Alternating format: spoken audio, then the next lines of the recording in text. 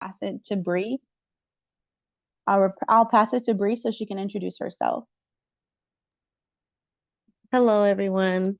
My name is Breon Winfield, but everyone calls me Bree, and I am a licensed agent, and I work underneath Dominica Spears, and we work very closely together. And I am here to help if you need help with any of your financial wellness.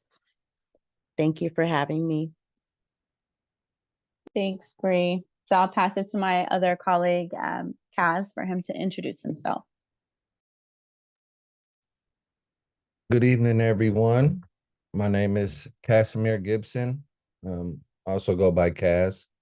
Sometimes it's a lot easier for some people. But just happy to be here. I'm, glad to see that people are intrigued and interested about elevating their knowledge and putting themselves in a better financial space for themselves and their family's future.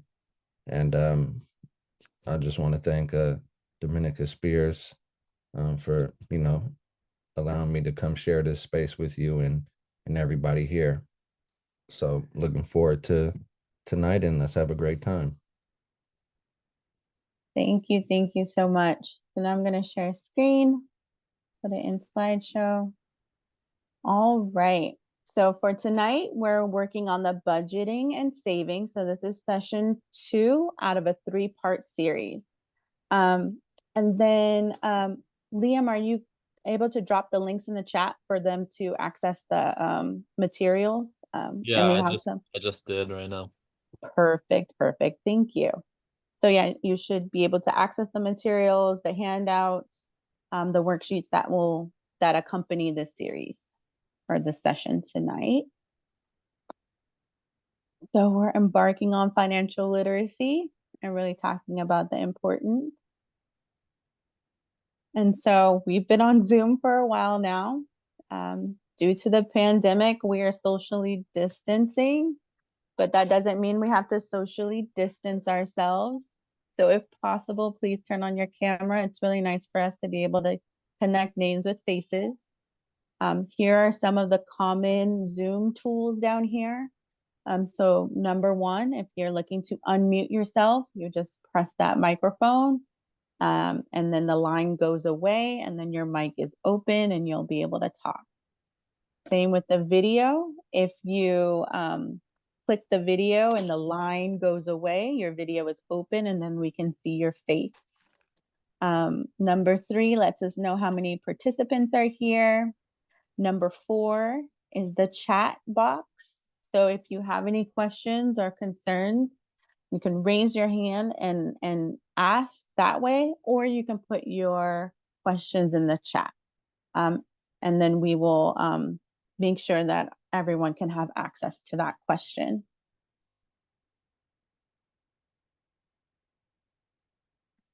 We also have our reactions button. So if you would like to raise your virtual hand, it's under the reactions. So you can raise your hand there. And these are the different reactions that Zoom has for you to be able to participate and follow along. All right, so before we begin, we do have some new faces on the call. This go around for series 2. So my name is Dr. Dominica Spears, or Dominica, whatever is easier. I've been in ECE for about 18 years now. I hold many different titles in many different spaces, but first and foremost, I'm a mother of 4 children. Their ages range from 17 to 19 months.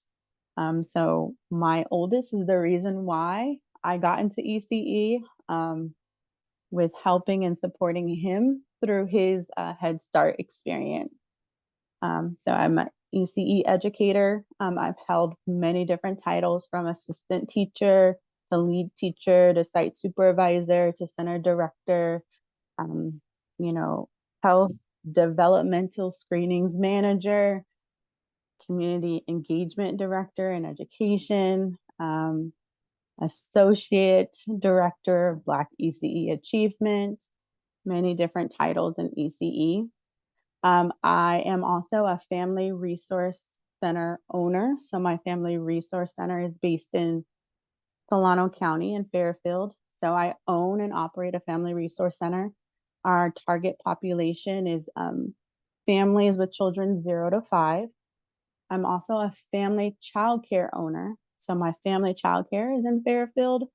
So I'm also operating a small family childcare.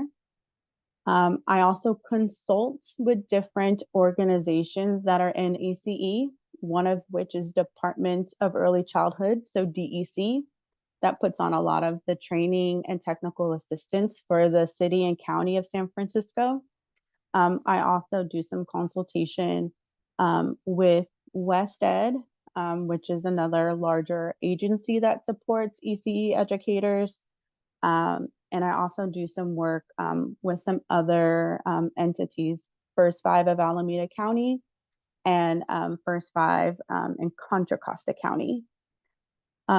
My current role is the director of community engagement and education with support for families.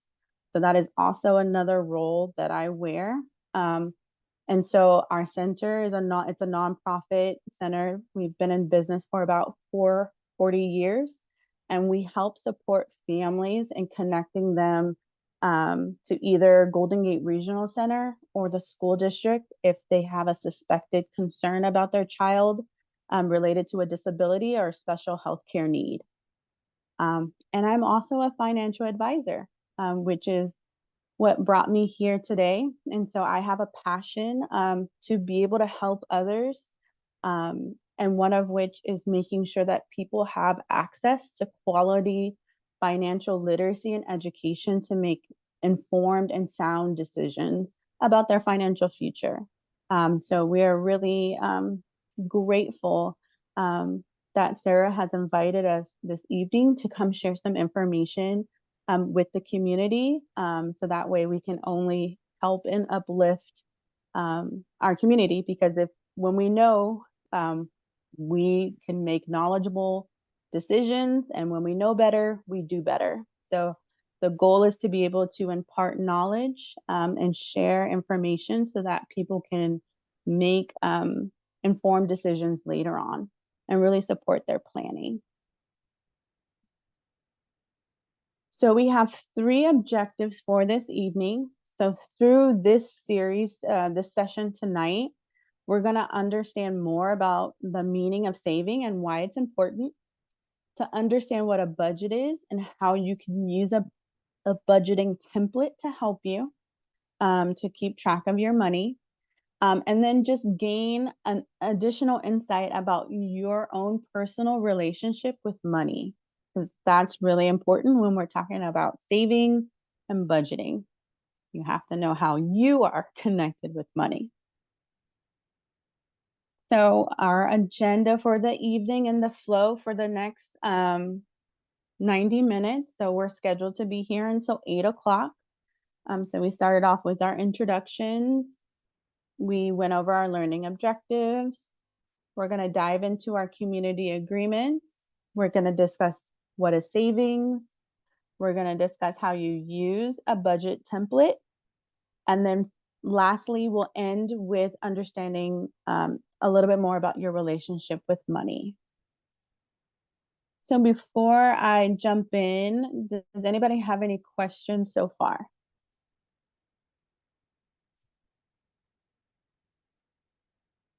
All right. So what is savings? So savings is a pot of money that you save, you put it somewhere to keep it safe and to use it at a later date. You decide what that later date is. Most of the time, people save money to reach a set goal. So they're setting out that they're going to save for either a purchase of a vehicle, maybe they're going to purchase a new home, or if they're going to put one of their children through college. or they're going to save for an emergency. But literally, it could be anything that allows you to purchase or gain something that you want or need. And so it's really important to figure out where's the best place to keep your money, keep it safe. That's one thing that's really important is we work really hard for our money and we want to make sure that it's safe. And so we'll talk about where you can put your money that's safer than putting it under your mattress in your house. Because that's where some people save it, right under, the mattress. They'll put their life savings right there because maybe banks are not for you, and that's totally fine. But that is a way and a method for you to save money. So if you want to think about somewhere else other than putting the money under your mattress or maybe in your closet or somewhere else that is outside of the bank, these are 4 different accounts that you can set up. And so depending on your situation, your circumstances, these are different locations where you could save money. So you can use a checking account. You can just put money in your checking account, keep it there for safekeeping, access it with your debit card at an ATM. You can use a savings account that's connected to your checking account at a bank. And different banks have different they have different savings accounts. So you would definitely want to check and make sure which savings account is right for you. Now, there are some that want a little bit more return on investment, what we would call ROI. And so they might save their money in a mutual fund, utilizing the stock market, money market account. They might put their money there. There is a higher yield, a gain, especially when the market is doing well. But it is dependent on the market and your money is in the market. So for some people that works, and for other people that's a risk that they don't want to take. So there's a safer option using a certificate of deposit, a CD. So this is also at a bank, and your money is locked up in the bank for a set term. So sometimes you can do a 12-month term, a 24-month term, or even a 60-month term. The longer that you keep your money in the bank locked away, typically they give you a better rate because they want you to make that commitment. The downside to that, though, is if you take out your money before the term is over. So if you selected a 12-month term, but you need to access your money at the 9th month, you're accessing it early, so they'll charge you a penalty. So it's really important if you use a CD for savings that you know that money needs to stay in there for that set term. Otherwise, they will charge you. Any questions about that? Yep. And like Lucy said, a shoebox in a closet is another place where people save their money because the banks, they charge fees. They try to get fees from little people like us, working class. And so if we're not careful, we can end up paying a lot of different fees. So some people just like to save on their own, which the downside to that is that, it's not safe from inflation, and definitely not safe if someone comes into your house and breaks in your house and takes it. So yes, ROI is return on investment. So a lot of people look for their return on investment when deciding which account they should choose. So a lot of people, and thinking back to our session 1, when we went over the rules of money and we talked about compounding interest, we saw that if we have an account that has a higher rate of return, we get more money in a short amount of time. So we are really looking for those accounts that have that 6 to 12% rate of return. So that way that money comes to us. That's the goal, is that we get extra money from interest and or dividends to save off of the money that we have already. So that would be our return on investment. So a lot of times what we do is, you know, we try to save. Like some of us, we really do. We try to save, but it is hard. And so this circle here to the left, this shows kind of actually what happens. About half of our money goes to our living expenses, which is our rent or our mortgage, our utility bills, you know, food, things of that sort that we need to survive every day. We do have to pay taxes. That's inevitable. And taxes can be in different varieties and sorts depending on who you are. So there can be taxes. So there's sales tax. So whenever you go into a store and you purchase something that is a non-food item, you're paying taxes on that. There are also property taxes if you own a home. There's taxes when you register your car with the DMV. There's taxes, they're all around us. This little sliver here is the savings, and this bigger triangle is your debt. So when looking at maybe your credit card debt, medical debt, so medical bills, maybe you have student loans, so student loan debt. This is kind of where you're at. Now the goal is to get here. This is the goal. For us, you know, living expenses, those are fixed costs. We're not able to change those costs. So like you gotta be able to pay your rent, your mortgage, your utility bills, food. Those are things you can't get rid of. So those are still gonna be kind of half of what your salary would be. But if we're paying our taxes smart, we can reduce this section here. And so during session 1, we talked about how you can reduce your taxes by taking advantage of those tax advantage strategies to reduce your taxes. Because again, you still have to pay taxes. We're not saying you don't pay taxes. We're just saying you're smart about how you pay your taxes. So utilizing those tax advantage strategies. And we dramatically increase our savings, and then we reduce our debt, especially our credit card debt or any type of consumer debt that we may have.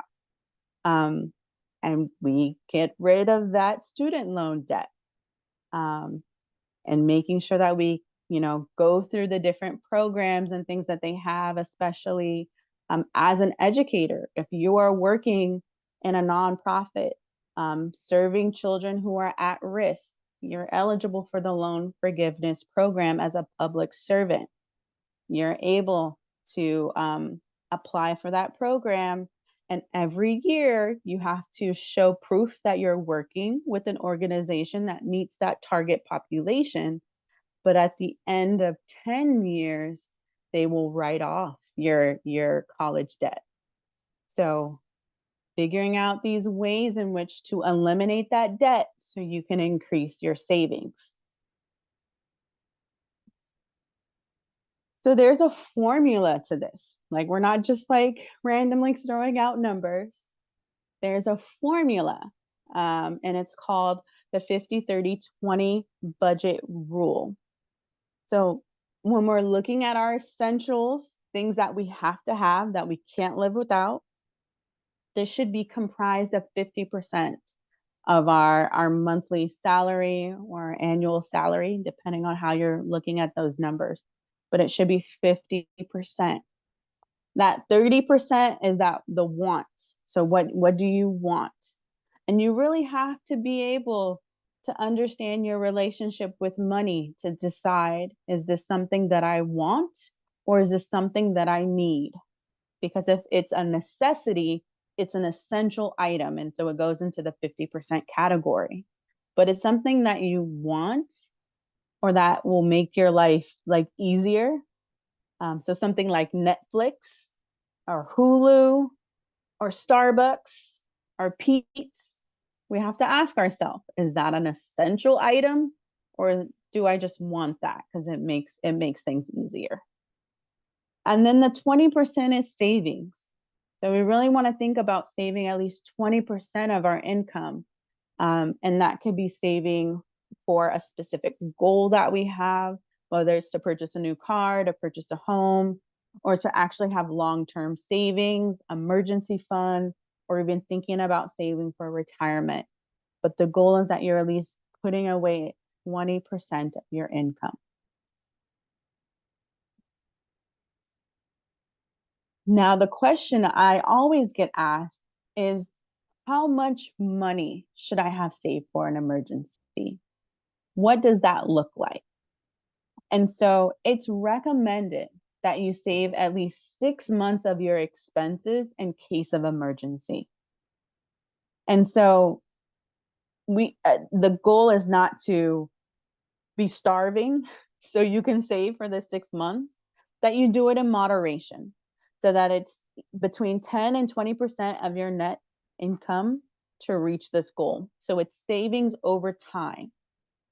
And so, for example, if your monthly expenses are $2,000, you should have $12,000 for emergencies. And so that's basically 2 times 6, which would get us 12. And so that would be the goal. So if your monthly expenses are $5,000, 5 times 6 is 30. So you should have $30,000 in your savings at any given time.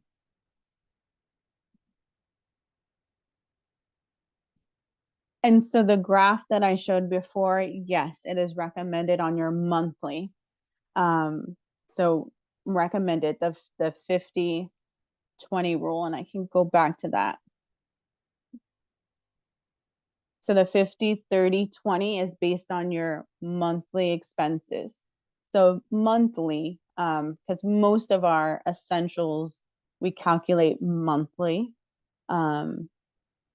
So that, 50% would go to your essential items, 30% would go to the wants, and then we are saving at least 20%. And I know for some that is a lot of money, especially in San Francisco, where things are very costly. Inflation is very high right now. Like, for you to even go into the store and get a gallon of milk is almost $5. So things are getting to be expensive and our income is not matching that. All right, so I'm gonna stop sharing just to make sure I'm sharing this audio. So I'm gonna share a video with you, and it's just gonna talk about some more about savings and why it's important. Let me know if you can hear it. Saving money. The importance of learning to save. Why is saving money so important? There are 3 important benefits of saving money. First, it provides security for unexpected events. Second, it prepares people to make large purchases. And third, it creates a secure retirement. When it comes to savings, everybody should be saving for emergencies. Everybody should have emergency savings. It should be a priority. Everybody should have it, and everybody will need it. What is emergency savings? It is money saved for an emergency. It's money saved for unexpected expenses, an illness, or perhaps a loss of a job. It is recommended that we all have at least 6 months of living expenses saved. Unfortunately, most Americans don't have an emergency savings. In fact, most people are living paycheck to paycheck. 50% of Americans can't cover a $500 unexpected expense, and 45% of Americans have no savings. The second reason you should be saving is for those large and needed purchases. Having savings makes buying big ticket items easier and cheaper. You're able to buy these needed items with cash instead of borrowing. Using credit, which is borrowing to buy items, is not a good idea. Credit is expensive. More so, it keeps you from saving. In fact, one of the reasons why many Americans are struggling to save is because of credit card debt.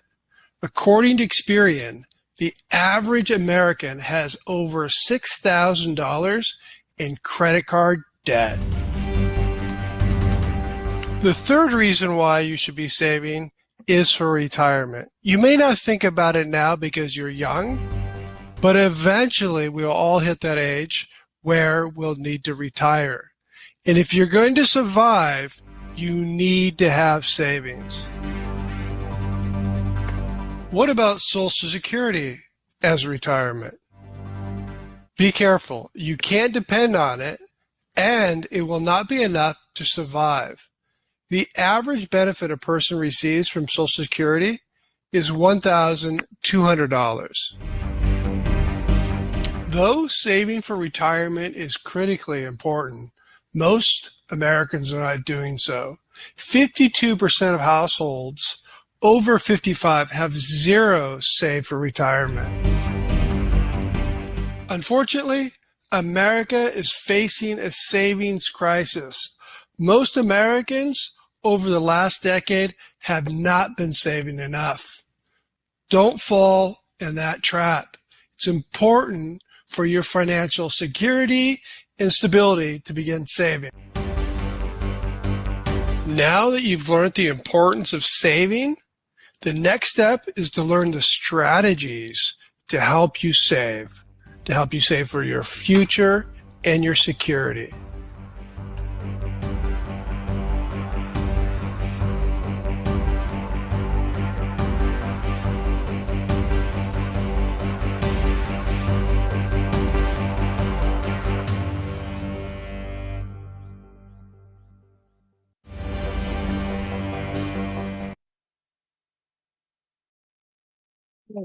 So I'm going to stop share. Does anyone have any questions about that?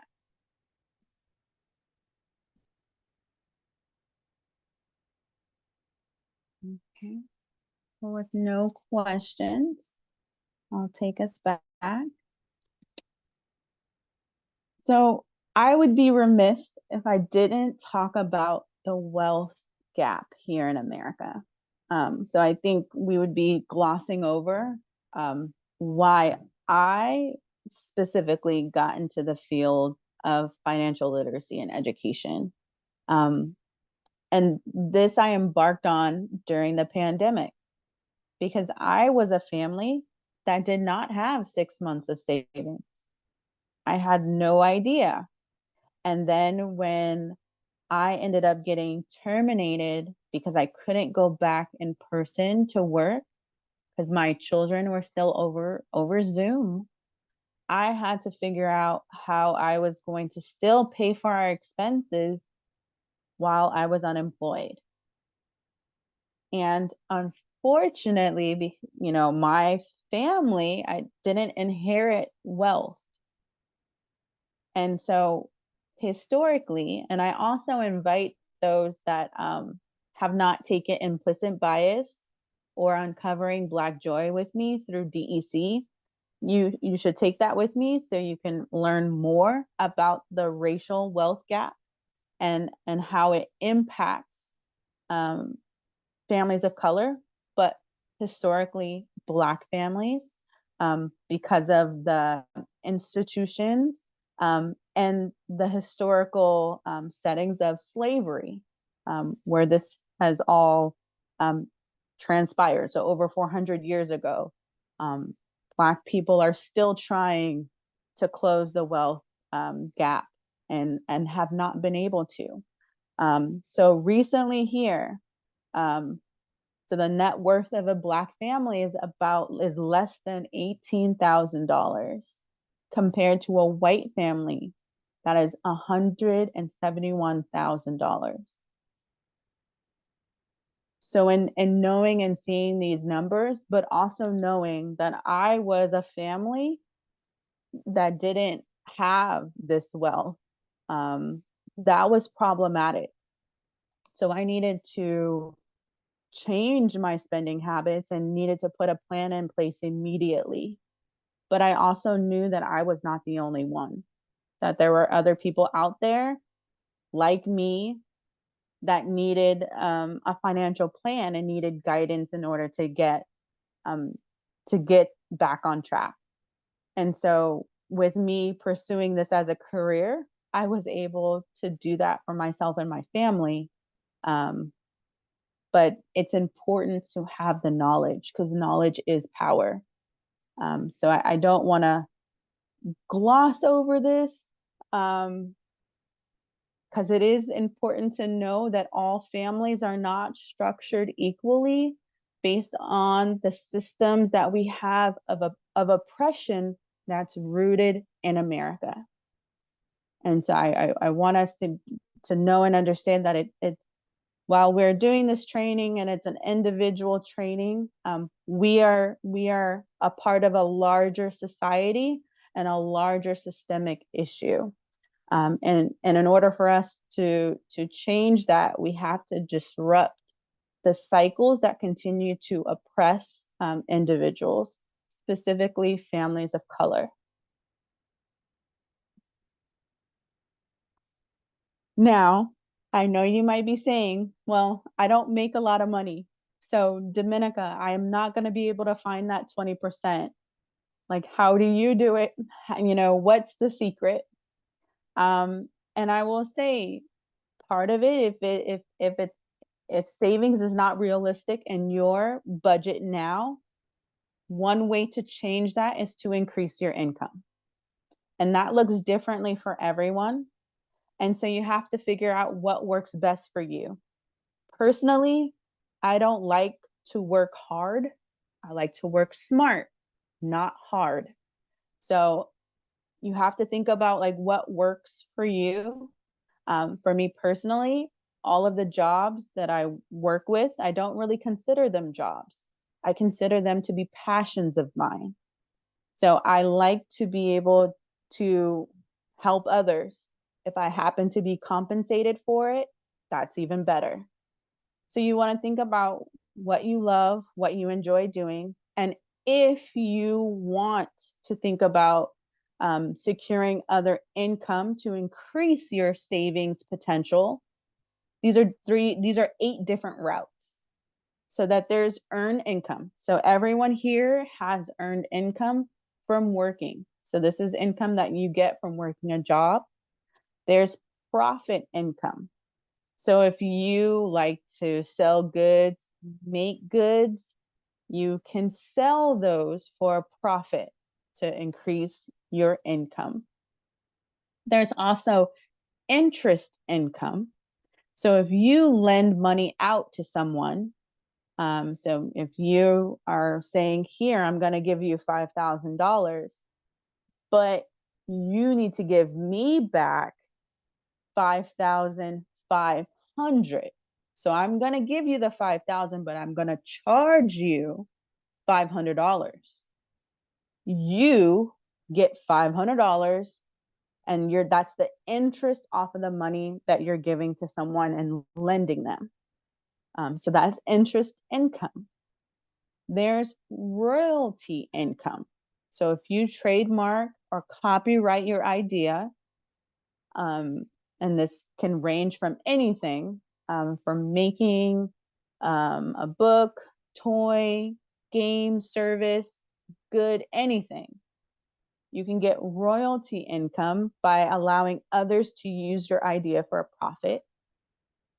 There's dividend income. So if you are saving in the stock market, depending on the stocks that you choose, they pay dividends. Not all stocks do. So you have to make sure that you're looking and working with a financial professional to help you ensure that you're choosing the right stocks, but you'll receive dividends. And so this is interest from the money that you put in the stock market. There's rental income. So if you rent a property, you know, you have to, you know, you get income from that. And so Lucy, I do see your question in the chat. Yes, all of this income is taxed unless you make an agreement to do something under the table, which I don't advise, because Uncle Sam always finds a way to figure out who did not pay his taxes. So you don't want to evade taxes at all. And anyway, all of these incomes are going to be taxed. Taxes are inevitable. But remember the first session, we talked about utilizing those tax advantage strategies. So you would definitely want to utilize those tax advantage strategies, so you're paying your taxes smarter. So you have to pay taxes. You just want to be smart about how you are paying taxes. Yes, always. Yeah, Uncle Sam always wants his cut. That's somebody who always gets their cut. So you want to be smart. So you don't want to give Uncle Sam too much money, because Uncle Sam is not going to give you the money back. So you don't want to overpay Uncle Sam. You want to just give him just enough so that you meet that obligation. So you want to pay your taxes smarter, and make sure that it's set up structurally to pay smarter. So if you are able to get a rental property to rent out, that can be another source of income, rental income. And it could be anything from a dwelling unit, so a place to live, or office space, but anything that you can kind of rent out to someone so that they can use, you can receive rental income on that. There's capital gains. And so this typically happens with real estate. So over time, real estate increases, especially in San Francisco. There were homes that were less than 200,000 that are well over $1.5 million today. So that difference is capital gains. So if that person was to sell their home, they bought it for 200,000, and if they sell it for 1.3 million, they've gained over $1 million. And so that is capital gain income. Yes, you are taxed, and if you don't make certain moves, they could tax you on the whole amount of $1 million, but it's still $1 million if you decide to sell that property. And then there's residual money, which really only happens in incomes like in industries like insurance, where you get paid over time, just continuously get paid over time for the work that you did annually. And so you just get paid just work that you do all the time. Does anybody have any questions about any of the 8 streams of income? So we're not trying to say that as ECE educators, you need to go out and work all of these jobs, although we know in order to stay in the field that we love, we may need to secure other income just to make sure that our expenses are paid for, and that we can continue to work with children and families. So you think about a budget. So this is the next thing. In order for us to figure out how much money we can save, we first need to figure out how much money do we have. So you can't say, well, I'm going to save, 500, I'm going to save $1,000, but you don't actually know how much money you have first. So a budget allows you to see like what money is coming in and what money is going out. And so typically people set up a budget monthly because most of these expenses you pay monthly. So your rent, utilities, so that's water, electricity, sewer. Those tend to be monthly expenses. So monthly budgets tend to be what people focus on. But you can create a bi-weekly budget. You can create an annual budget, and it just depends. But it's really important to create a budget where you're looking at the money coming in, which would be your income, and then your expenses, money that's going out. So these are just some things that you need to include in your budget. So you want to make sure that you're including your rent and your mortgage, your food, and thinking about that's also food that you go to the grocery store and purchase, but also fast food. That needs to be in your budget. You need to think about in your insurance. You may have homeowners insurance or renters insurance. You have to include that in your budget. Your car insurance, credit card payments, any medical payments, any dental payments, any if you have student loan payments, all of those payments need to be added into your monthly budget. You have your car payment if you have a car. But you also want to make sure that you do include a line item for savings. Even if it's $5 a month that you're saving, you have to start somewhere. It's key just to start, whatever that may be. So it might be first, we're going to start with saving $5 a month and we build on that. But we got to start, which means we got to put it in our budget. So entertainment. So if you want to go out to the movies, enjoy yourself, you got to budget for that. You got to make sure that you add that on your line item for budgeting. And then if you have any streaming services, Netflix, Hulu, Disney Plus, all of that you have to budget for.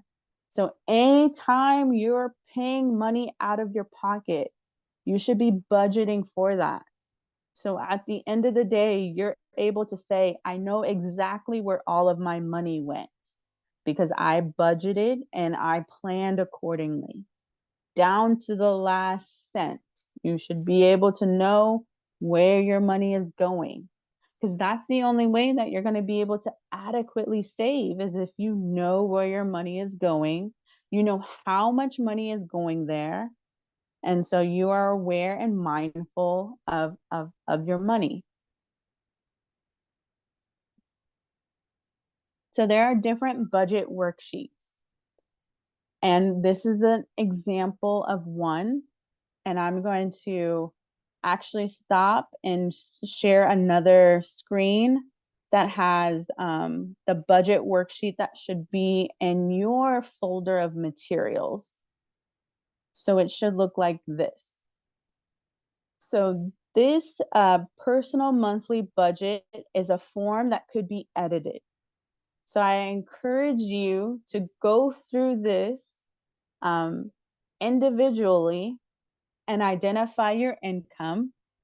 So you would put that here in this box, whatever your income may be. You add any extra income you have, and then it calculates your income for you.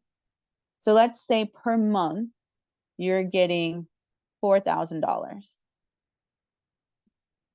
Then let's say the extra income. So maybe, you do some babysitting on the side. Maybe you have another weekend job. So maybe you get $500.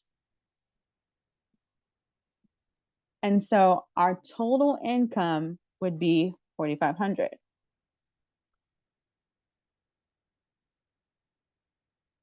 So this is how much money I have coming in. I know this is what I have coming in. That's projected. So this means that I'm taking a guess, but this is what I think I'm going to get. So actual income this is like actually what you have. So maybe on your paycheck, it ends up being 4,400. So actually you got additional $400. Wow. Your extra income, it didn't pan out to be $500 per se. It ended up being $450.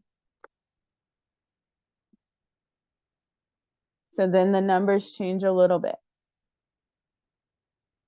But this actual income, this is what you actually received, like either in a check or in your bank account, money that's actually coming in. And so then you go through and you complete the different categories based on your own personal need. So it's not necessary for you to do the projected costs unless you want to take a guess to kind of get a guesstimate of what those are. What's really important here is the actual cost. So however much you actually are paying monthly, that's important to capture. So for your mortgage, your phone bill, electricity, gas, and so PG&E is together. So, but they do separate it on the bill. So if you wanted to indicate the separation there, you can. Depending on if you rent or own, the owner may pay water and garbage, water, garbage, sewer. So those are not expenses that you have to pay. So you would not include it in your budget because you don't pay it. So everyone's situation is different. So you would just kind of go through and fill in, complete it in. If you have to make any maintenance repairs around the house, depending on if you own a home versus renting. If you own a home as a homeowner, all of your home maintenance and repairs, those are your responsibility. So as a homeowner, you may want to think about budgeting a little bit more here in this column because you are responsible for your home.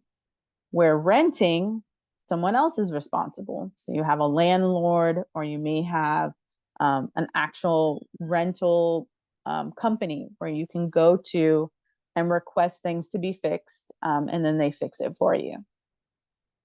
When thinking about transportation, if you have a vehicle payment, you would put it here.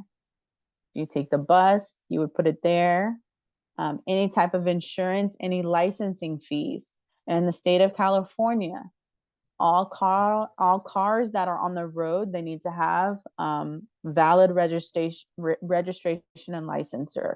So you have to pay DMV every year to register your car. So you want to make sure that you're including those fees and that you plan for that. Sometimes those fees, depending on your car, can be, a couple hundred, to register. So you may want to start thinking about every month, I'm going to save $25 so that way I can have that money when it's time for me to register my vehicle. When thinking about gas is expensive. Like, I think I saw that gas is like almost like $5.50 a gallon.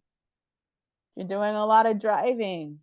That's something you definitely have to budget for, is your gas to and from location, and being mindful of that.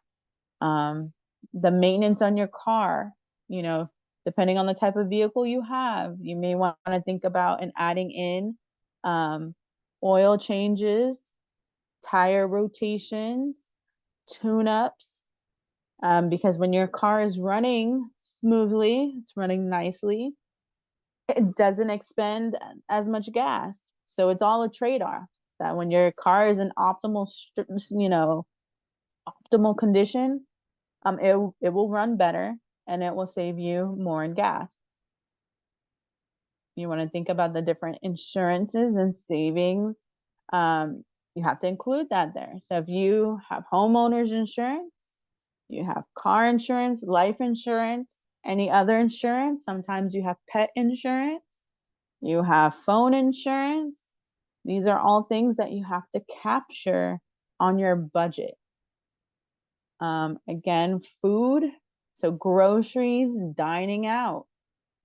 If you have any other food related expenses, you got to make sure that you document it in your budget so you can capture it.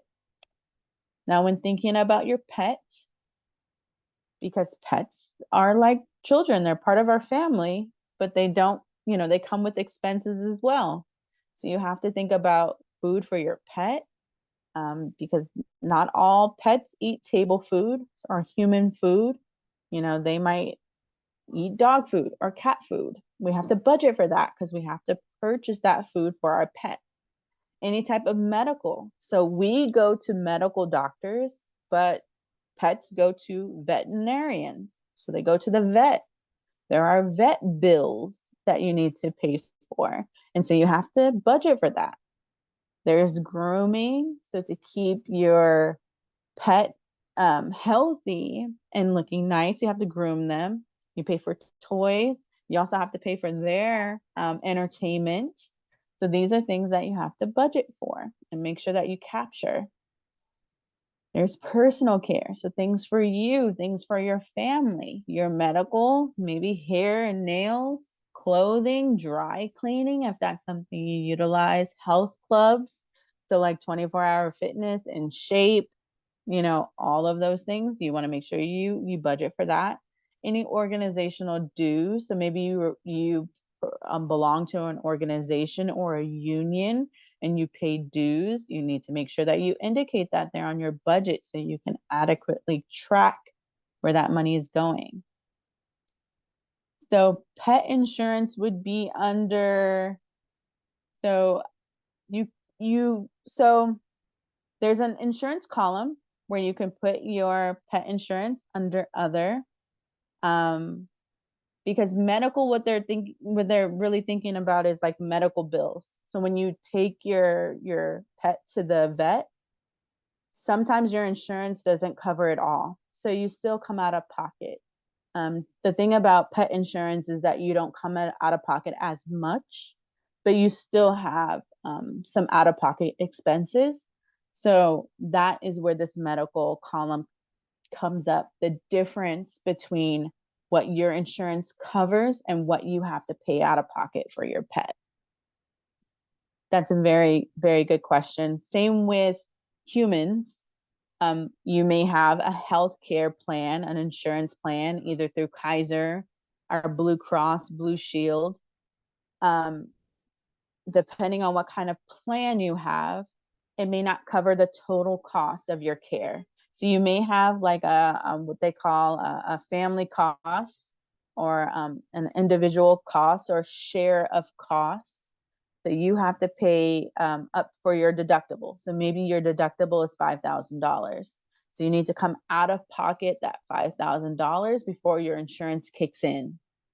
So there's always going to kind of be something that you have to come out of pocket on based on how your insurance is set up. So it's really good to make sure you look at that and see. And depending on where you work, your employer may offer insurance. So you may not have to pay personally for your insurance plan, but you do have to pay your deductible if you have one. And then, we also want to make sure that we're capturing any loans that we have. So like any personal loans, student loans, or credit cards. And some of us have more than one credit card. So you have to make sure you're keeping track of all of the credit cards and making sure that you pay them on time. Because when you don't pay the credit cards on time, they charge you a late fee. And again, that's money that's coming out of your pocket. If you don't, you pay. So then you're going to have to budget for late fees. So you just want to make sure that, you're keeping track of your spending and keeping that all on track. If you have any DVDs that you want to purchase, any CDs you want to purchase, if you want to go to the movies, maybe go to concerts, sporting events, Super Bowl is coming up in February. That's something you have to budget for. Super Bowl is going to be in Las Vegas. So you go to the Super Bowl, you may drive down there. You're going to need to budget for gas. you fly down there, you need to budget for your airfare. So just thinking of like documenting how you are spending your money and where it's going. Yes, and so back to your question, Lucy. Yes, so like ER visits, immunizations, and especially for your pet, immunizations are separate. So depending on how many shots your pet has to get, it's a different cost per shot. You got to budget for that.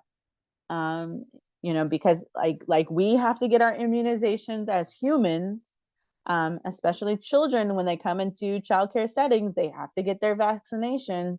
Same thing for our pets in order to keep them safe, if they have to get vaccinated. And so it's important that we, take them to the vet for them to be vaccinated. Some vets are low cost or no cost. You would have to find those and where they are in your area. But if not, you have to pay. You have to come out of pocket. And so it's just making sure that you're budgeting for that. The federal, state, and local taxes. So this information can be found on your paycheck.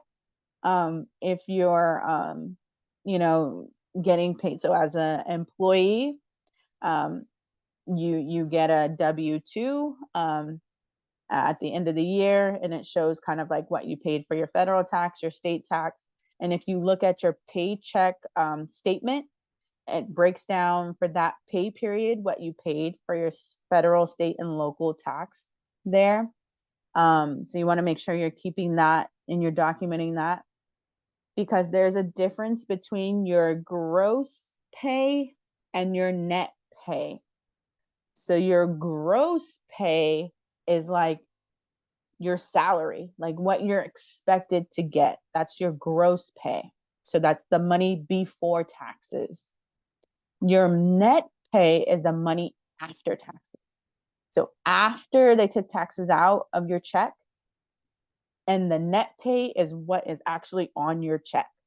So sometimes I've worked with individuals, and they're like, my salary, I'm supposed to get $56,000 a year, but my paycheck doesn't show that. Like, where's my money?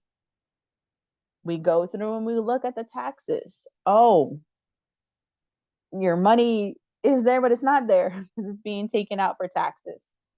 Now, depending on how many dependents you claim, your taxes can get reduced. Or some people, they choose not to claim any dependents.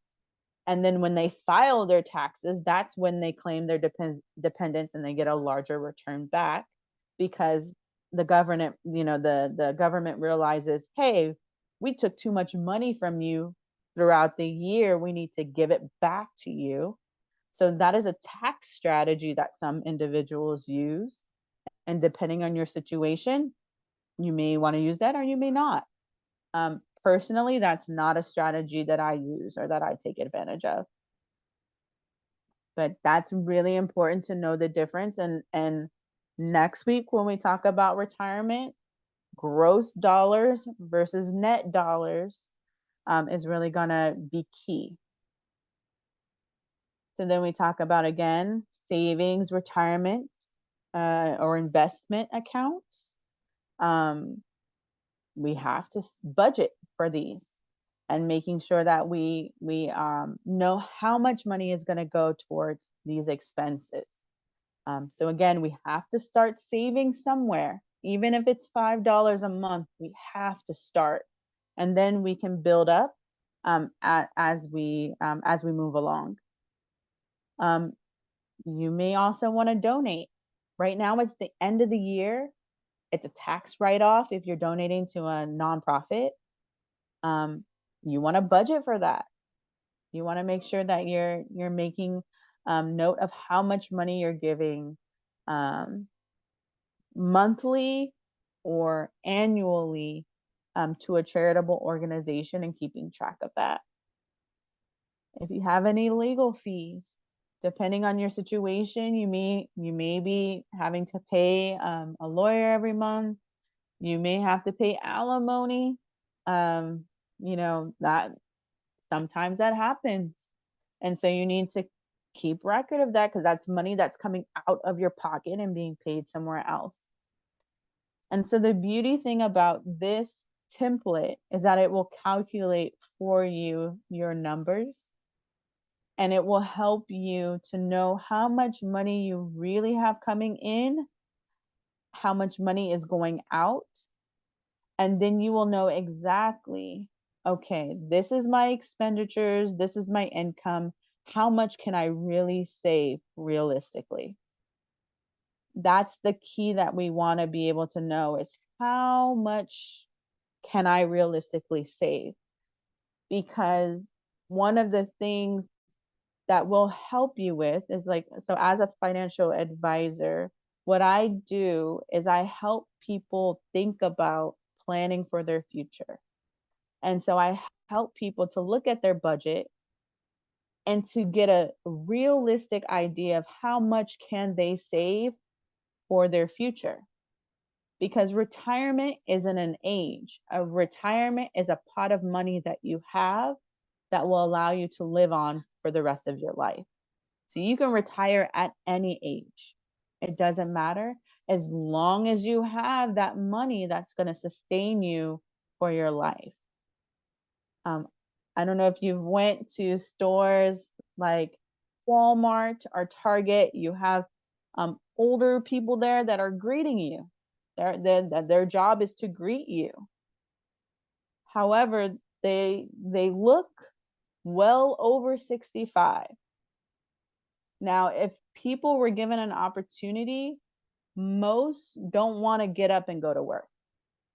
Most, especially if they are up in age, want to enjoy their life because they've probably already worked for 50 plus years. They don't want to continue to work. And a lot of people have to work because they didn't have a plan in place for saving.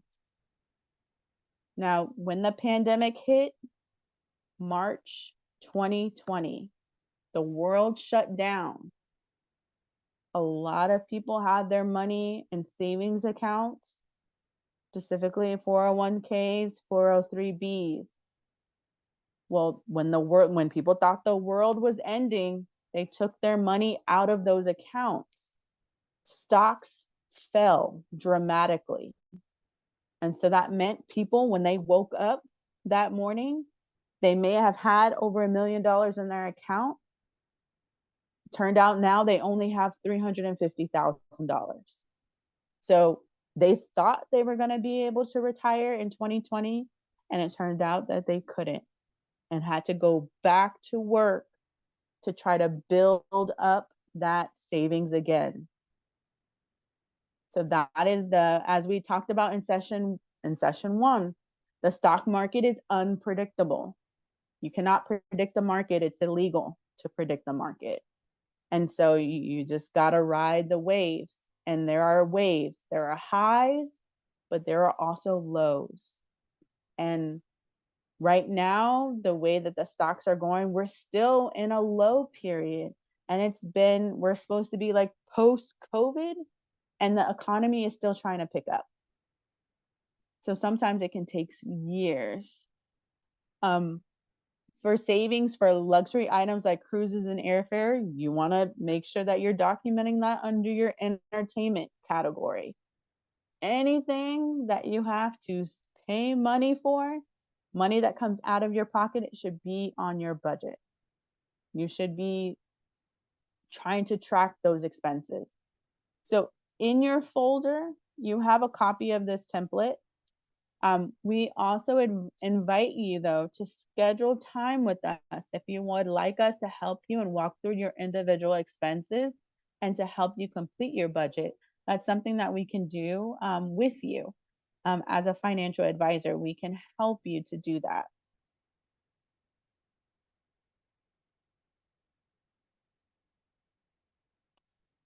Now, one of the things that I wanted us to look at was to do the self-reflection activity.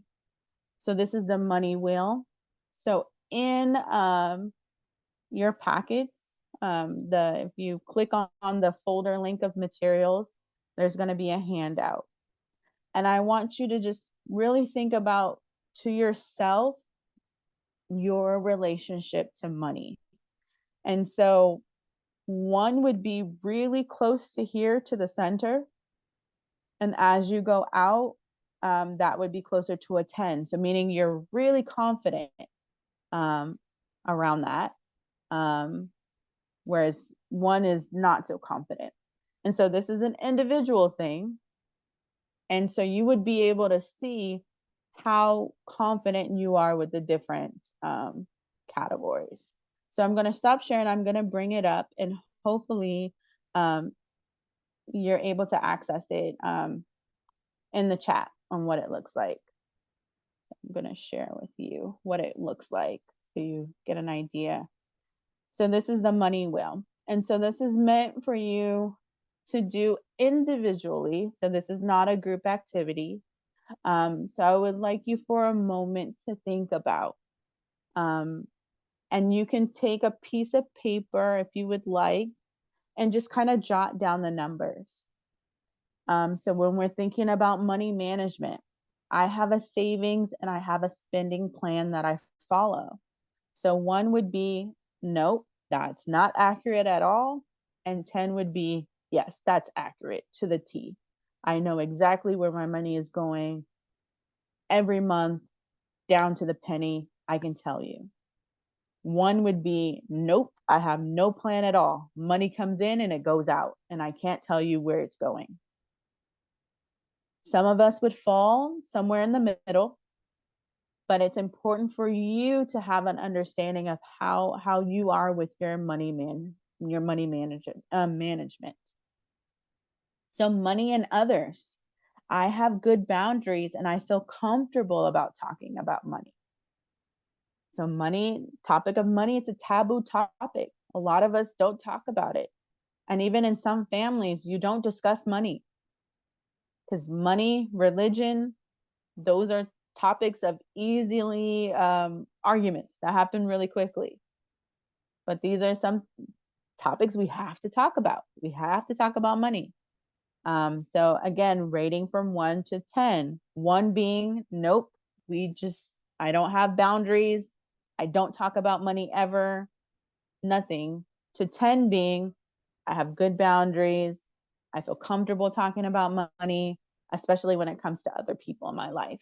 So like your partner, your children, any other important people.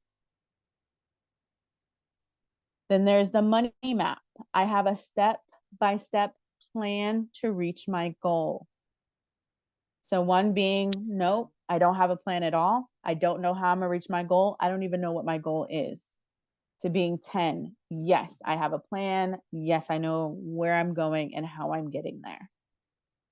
Keeping in mind, as financial advisors and professionals, we can help you with this plan. So we can sit down with you and we can discuss step by step.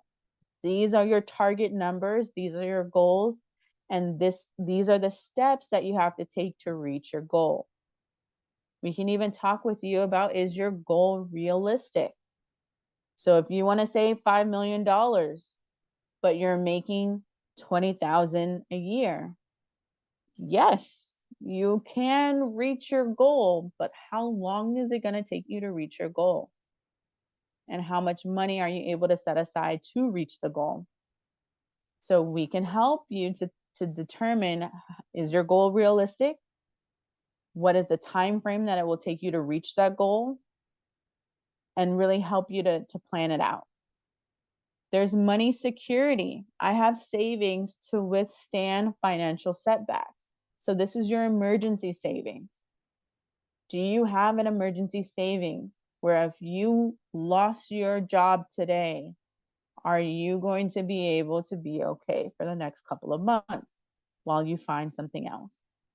So 1 being, if I lost my job today, I don't know what we would do. There's nothing there. Or 10 being, yep, we're secure. I have a savings, I have a plan in place. We're good.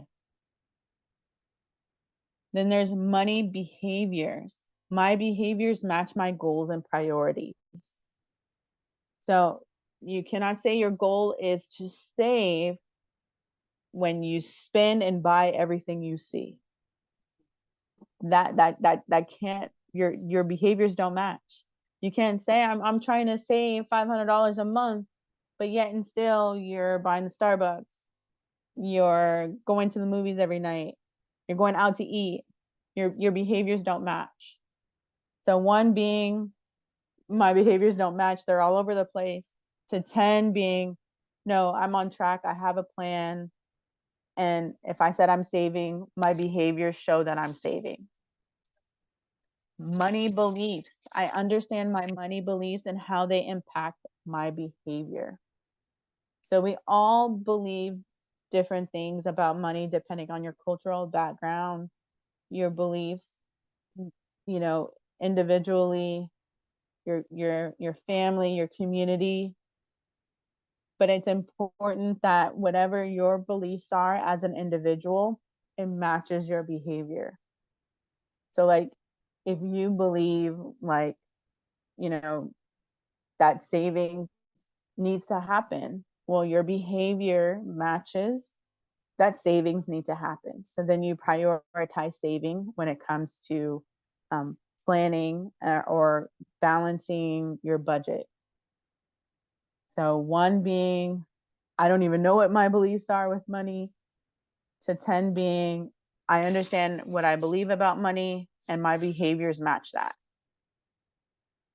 Money smarts. So I have the knowledge and skill to manage my money effectively. And so this is where financial literacy and education come into play. So if you have a solid financial education background, like, so if you understand money, the way money works. So as we talked about the first time, the 3 rules of money. So if you understand the 3 rules of money and know how to put them into practice, you have a higher money smart than if you don't know how money works at all, if you don't know how to make it work for you. Because remember, you know, you want to work smart for your money, not hard. And you want your money to work for you in your sleep. Like, that's the thing, and that separates common people from millionaires and billionaires.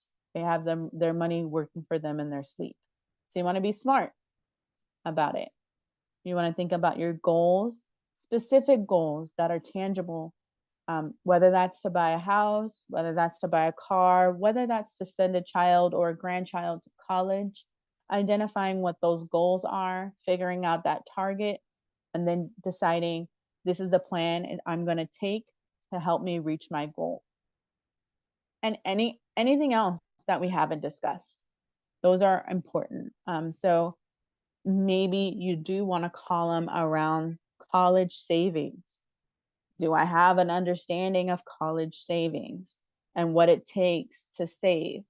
1 being, no, I have no understanding at all. And 10 being, yes, I'm familiar that if, okay, my child goes to a private school, it's going to cost X amount of dollars. My child goes to a state school, it's going to cost X amount of dollars. Or if my child goes to a 2-year or a community college, it's going to cost X amount of dollars.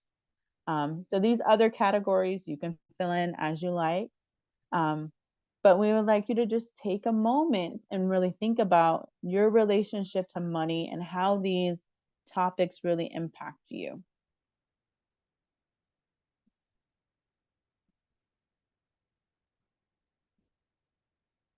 And then, as I mentioned, we do have, if you are interested in meeting with a financial professional individually, because I know there's a lot of information that we're sharing, and we know that it's all general, but you may have some specific questions that are related to you.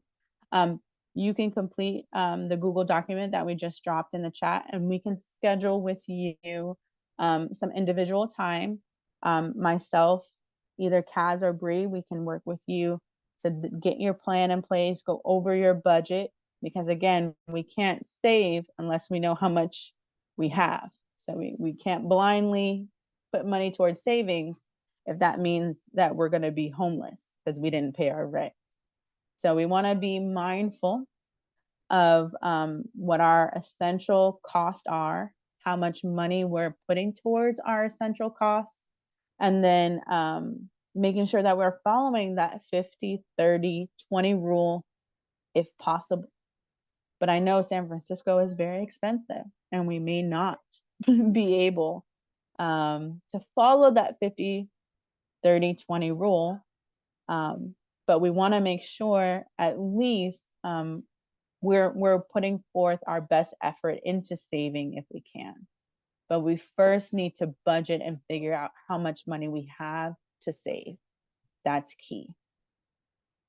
So in closing us out, I think we just want to make sure that we go over all of our, make sure that we hit all of our learning objectives, make sure that we're all walking away with a good sense of savings and budgeting.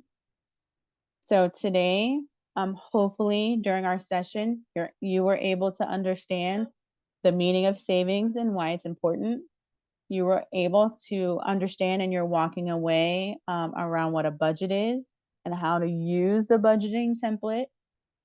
And then the hopes is that you've gained a little bit of insight around your current relationship with money by doing that self-reflection activity there. All right, so thank you so much for joining us this evening. And our next session, our final session, is going to be December 7th from 6:30 to 8. And that session, we're going to specifically be talking about retirement.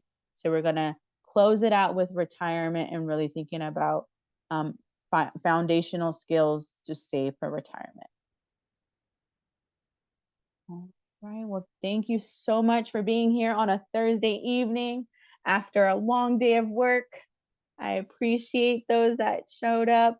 I'll stay on for a little bit if anyone has any questions.